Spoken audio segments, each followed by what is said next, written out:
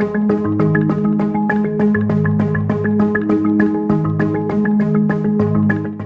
flooding we are seeing in Atlantic City and down the island and even to Absecon is becoming more and more prevalent even after a light rainstorm. We must take it seriously.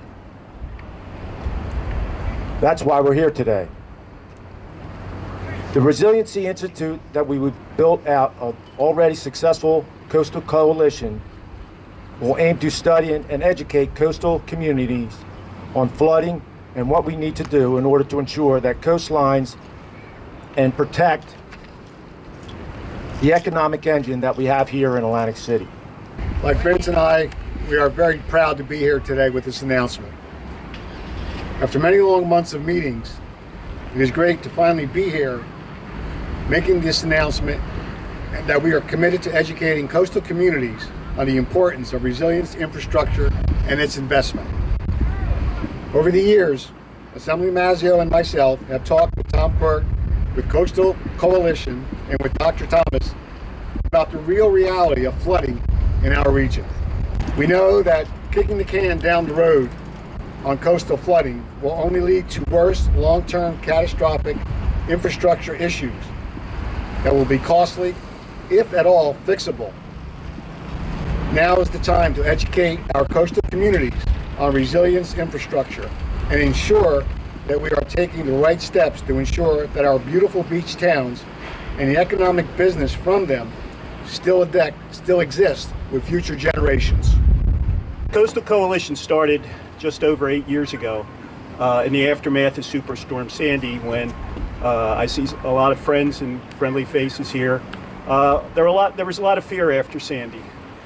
Were we going to be able to rebuild? How were we able to rebuild?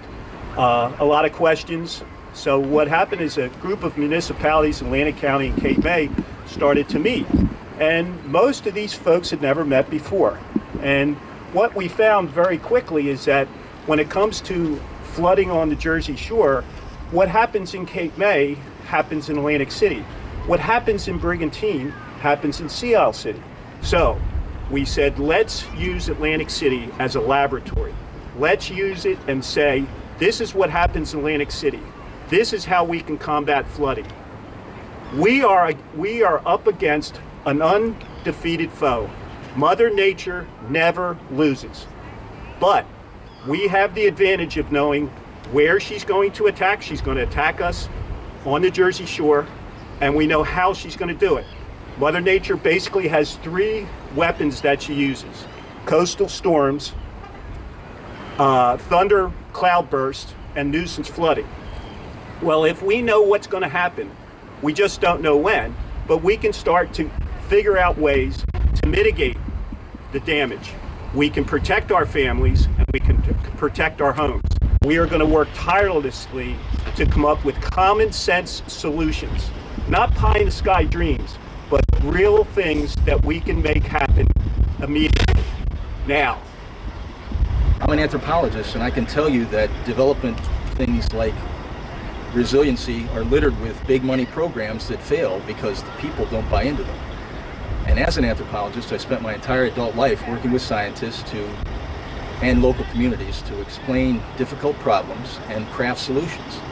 That's what attracted me to the New Jersey Resiliency Institute idea.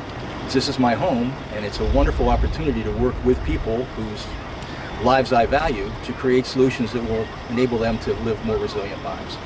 And we know education and information are the biggest bang for the buck you can get in development, and that's what we're going to focus on. We'll start here, and hopefully in the next year you'll begin to see programs come out that will enable people to respond to the challenges of flooding in ways that will make differences in their lives. I mean, financial differences in their lives, and allow them to accommodate Mother Nature while not having to stand on their heads.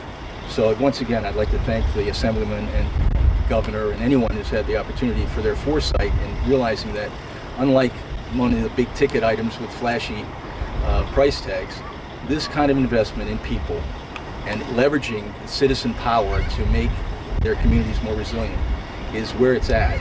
And while it's not going to get you the headlines it's often what makes successful programs.